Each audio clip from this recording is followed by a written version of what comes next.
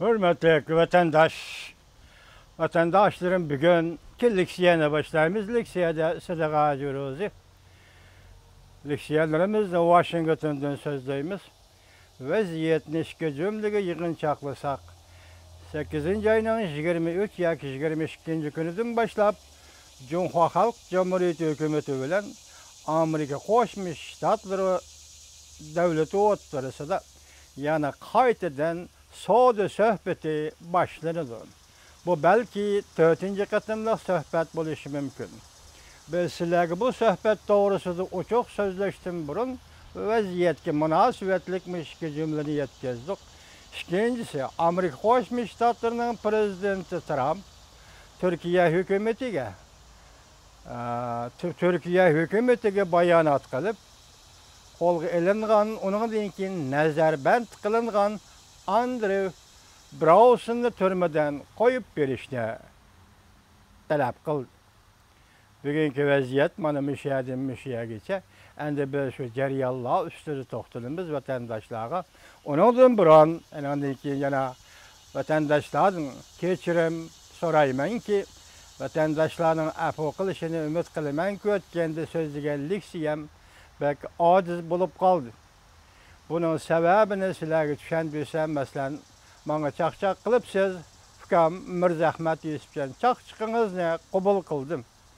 Men onu tushuntirsam bundaq, men o'zimning hissiyoti yoki o'zimning ro'y holatimdan aytganda davomli mushuna bilan shug'ullanib, ya'ni mushu siyosat bilan shug'ullanib kelayotgachqa ba'zida to'g'ri betlarda uchrab qolgan mavzular, maqolalarning mavzulari, ba'zida to'g'ri betlarda qo'yib berilgan to'g'ri filmlarning mavzulari da sal kishini hayajonga soladigan shundaq mavzularni ko'rib qolsam, darhol hayajonlanib ba'zi ishlarimda tamtilab qoladigan holatim bor. Buning uchun sizlardan kechirim so'rayman.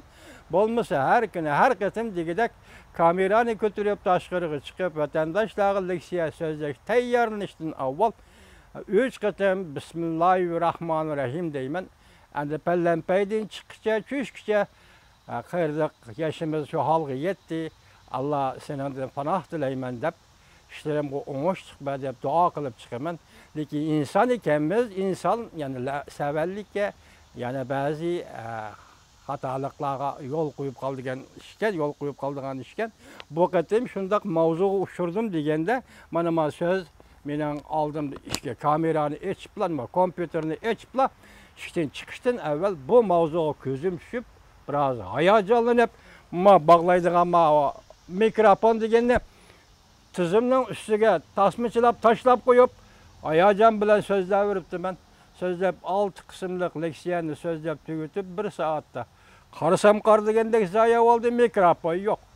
Hey dedim, qayt so'zlay desam, o so'zlagan so'zlarimni topolmayman. Uning ustiga yana qayt so'zlay desam, 1 soatdan keyin yana so'zlashga rostdan aytsam maqdurim yetmedi. Shunga ovozi sal bo'shroq bo'lsa-mu, vatandoshlar anglay oladigan bunaqa sal tirishchanlik ko'rsatsin degan umidda men 6 qismlik leksiyamni shunday qo'yib etdim. Mushuningda 3-chi qatim bo'ldi ovoz masalasi. Ba'zida tajriba bo'lib qolsa sizlarga kameraning masasi sal qotlashib qolsa-mu, ovoz mangmaydi ekan. Dastlabki 2 qatimda shunday bo'ldi, lekin uni keyindan tuzatgan edim.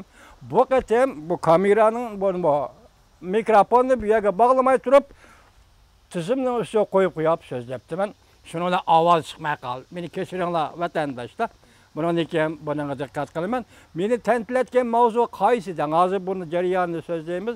Tantilatgan mavzu Jungo xalqi Amerika armiyasiga yo'l boshlab berish kerak. Mavzuliq to'g'ri filmi avtori Kim Pokong. Bu e'lon qilingandan keyin bu 8-ayning 15-kuni e'lon qilindi. Bu filmga nurg'un kishilar nurg'un inkas yozib ketdi. Men bundan burun sizlarga yana bir Chu Jiajun deydigan kishining Amerika armiyasi Jungoni vakolatan boshqarish kerak ekan degan bir jumlani sizlarga leksiya taqdim qilgan edim, hurmatli vatandosh. Uning keyindilla Kim Pokongning bu xabari keldi. Kim Pokongning bu xabarini ko'ribla tamtirab elqadak mikrofonni taqashdim unutib qoldim. Buning ustiga bu nima deymiz degan vaqtda bu Xitoy ziyolilarining ichida men Kim Pokong bilan tanishmayman. İzlep tanışıp koya dep şuncha izlep tapamadım. Bu adamning ro'yi nima deysanglar, Uyg'urning mustaqilligini qo'llaydi. Tunji qatim o'sha odamni uchratdim. Ikkinchi sanda yana Sao Changqing deydigan ismini aytgan bu odamning yana bir e'lon bor. Uning obzorlari shunday mukammal logikalik.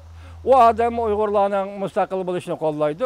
Shunga bu ikkisiga nisbatan menda yesdashlik bor. Shunga Chimpokong bu mavzuni qo'yib, mushunda yozgan yerda kishini hayron qiladigan ishda. Annem deydi buni to'liq mavzuning to'liq mavzusi nima? Mana qaranglar, Jungo Kompartiyasi qurshovda qoldi. Amerika Qo'shma Shtatlari bir parcha zo'r qonun ma'qulladi. Shart-quramliq yetib keldi. Chop, yugur. Jungo xalqi Amerika armiyasiga yo'l boshlaydi. Jungo xalqi Amerika armiyasiga yo'l boshlaydi. Mana bu mavzu bu qatam 6 parchalik siyamdan ovoz chiqmas qilib qo'ygan sababi mana shu. Enlikdagi rasmiy mavzuga o'tamiz, hurmatli vatandosh. Enlikdagi rasmiy mavzu nima? Masalan, Chimpokongni xo'sh qilgan masala zodi nima masala? Bu masala bu qatam 13-kuni Amerika Qo'shma Shtatlarining prezidenti Trump Nyu-Yorkda bir harbiy bazada, bu simvollik ko'rinishmi ajoyib qaldisimi? Nyu-York shahrida bir harbiy bazada 2019-yillik moliya yili davlat mudofaasiga huquq berish qonun loyihasiga imzo qo'ydi. Bu avval loyiha edi, keyin bu endi prezident Trump imzo qo'ygandan keyin bu qonunga aylandi. Chimpokong bu qo'l qo'yish, bu imzo qo'yishda hayajonlanib, o'zining to'g'ri filmiga yuqori qadar mavzu qo'yibdi. Men eli qadar tamtilabdiman deyli. Endi bugun dal shu qonun loyihasi, zada qandaq qonun loyiha edi. Men sizlarga o'tganda ba'zi bergandik siyamda oxirda men bugun shuni sizlarga turishtiraman, hurmatli vatandoshlar. Mavzu mundaq. Prezident Trump davlat mudofaasiga huquq berish qonun loyihasiga imzo qo'ydi. Qonun loyihaning mazmuni Amerika-Jungo munosabatiga berib taqiladi. Mavzuli xabar 8-oyning 14-kuni Amerika ovozidan Xitoy tili programmasi e'lon qilindi. Xabar mundaq boshlandi. Amerika Qo'shma Shtatlarining prezidenti Trump musha haftaning 1-kuni, ya'ni 8-oyning 13-kuni Davlat Majlis Avam palatasi va Kengash palatasi ma'qullagan 2019-yillik moliya yilida davlat mudofaasiga huquq berish qonun loyihasiga imzo qo'ydi. Va bu qonun loyiha shu kundan boshlab qonunga aylandi. Qonun loyihada ko'plagan mazmunlar Jungo va Jungo Amerika munosabatiga berib taqaldi. Jumladan Amerika Tayvan mudofaa munosabatlarini kuchaytirish, Jungoning Janubiy dengizda o'ktamlik bilan elib berayotgan harbiy harakatlariga yaqindan diqqat qilish, Jungoning Tinch okean harbiy manevriga qatnashishini cheklash qatorliqlar. Qonun loyihada chet ellik mablag' solg'uvchilarga mablag' solg'uvchilarni kuzatish komitetining huquq doirasi kengaytirildi va chet ellik mablag' solg'uvchilarni bexatarlik tekshirish kuchaytirildi.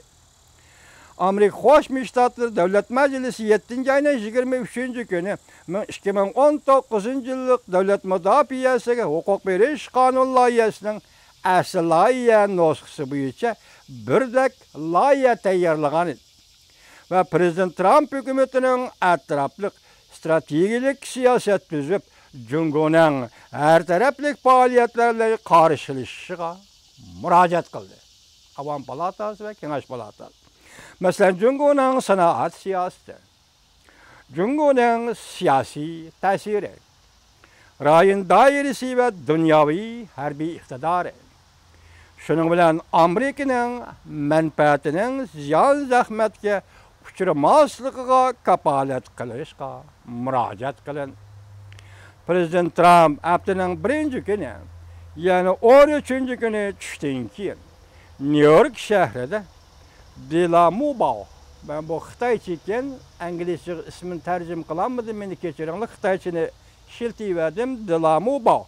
Her bir bazısı da bu kanun loyihasiga imzo qo'ydi. Başta nima dedik? Amerika Qo'shma Shtatlarining prezidenti Trump efendi New York şehrida Dilamubao ismli harbiy bazada yuqorqi qonun loyihasiga imzo qo'ydi. Tayvan tarafga aloqador masalalarga kelsak, davlat mudofaasiga huquq berish qonuni eng oxirgi loyihasida Amerika davlat mudofaasining Tayvan bilan mudofaa munosabatlarini kuchaytirishi hamda Tayvanning o'zini qo'g'dash iqtidoriga yordam berishi talab qilindi. Qonun loyihasida Amerika bilan Tayvanning mudofaa ishlari ve bexatarlik bo'yicha hamkorlashish hamda Tayvanning zamonaviylashgan davlat mudofaasi harbiy kuchini taraqqiy qildirishni qo'llash, Tayvanning yetarli o'zini qo'g'dash iqtidorini saqlash, Tayvanning tashqariga harbiy aslahalar va qurol-yarog' sotish tuzumini kuchli qo'llash, bevosita savdo qatorliq yo'llar bilan qo'g'dash xarakterlik harbiy qurol-yaroqlarga erishishni hamda Tayvanning harbiy qurol-yaroq sotib olish talablarini vaqtida baholash va javob berish, Tayvanga harbiy qurol-yaroq sotib berish mumkinligini qiyos qilish va yaxshilash. Amerika Qo'shma Shtatlari davlat mudofaa ministri Tayvanning bexatarligi bo'yicha siyosat almashtirishni ilgari surish va yuqori ko'tarish kerak. Cümleden Tayvan'da o'tkazilgan harbiy manövrga, masalan, her yili o'tkaziladigan Hangguang harbiy manövri degandek, yilda bir qatim o'tkaziladigan harbiy manövrga Amerika tarafdan muvofiq darajada qatnashish hamda Tayvanni Amerikada o'tkazilgan harbiy manövrga muvofiq darajada taklif qilish va qatnashtirish hamda Tayvan sayli sayohat qonuniga asoslanib, Amerika Tayvan yuqori qatlam rahbarlari, davlat mudofaa rahbarlari va odatdagi amaldorlarning berib kelishi qatorliqlarni ilgari surish. Amerika bilan Tayvan insonparvarlik yordami, ofatdan qutuldirishga yordam berish faoliyati hamkorligi, Amerika dengiz armiyasining Tinch okean hamkorligi, insonparvarlik burchini ado qilguvchi doktorxona parxodning, maxsus doktorxona o'rnashtirilgan parxodning Tayvanni ziyorat qilishini qo'llash.